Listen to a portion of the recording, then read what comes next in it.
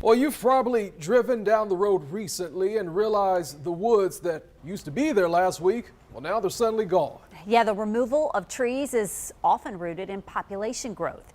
Jessica Clark is continuing her series called Growing Pains, where we're taking a look at how a surge in population is affecting different parts of our lives. Tonight, trees.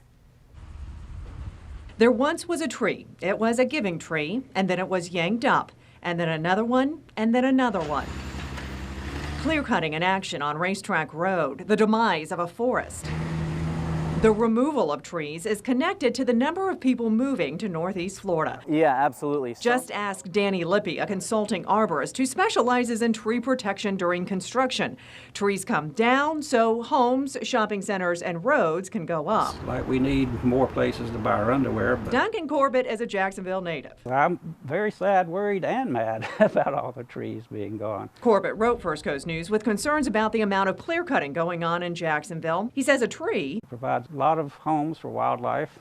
It helps keep your home cool. It helps clean the CO2 out of the air. So why do developers often wipe the land clean of nearly all the trees? So it really comes down to economics. The flatter and clearer a property is, the more square footage you have to work and build on. Some developers say it's also less expensive to build on properties that don't have trees, especially when it comes to adding water and sewage pipes, and that can keep home prices lower. Lippy says every tree has a price. Either the developer will pay for a permit to cut down the large trees or will pay a fine after already cutting them down. Some developers, especially big national chains, have so much money that they will very easily pay hundreds of thousands of dollars in fines just to clear property and build as they want. There needs to be a lot stricter regulations. Some developers will clear cut a piece of property and then bring in smaller trees and plant those. But the problem with that is there is very little oversight as to the quality of the trees that are being replanted or the quality of the installation techniques that are being used. And so they look good for about a year and then they start to die.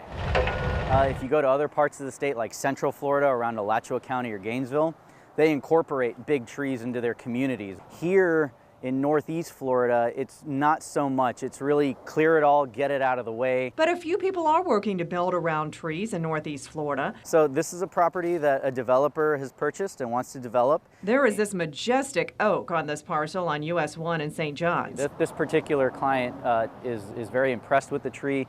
They believe it will add a lot of amenity value to their property. And unlike many parcels that have had trees scraped from them, this land will still have this tree on it, and it will continue to be a giving tree. Jessica Clark, First Coast News, on your side.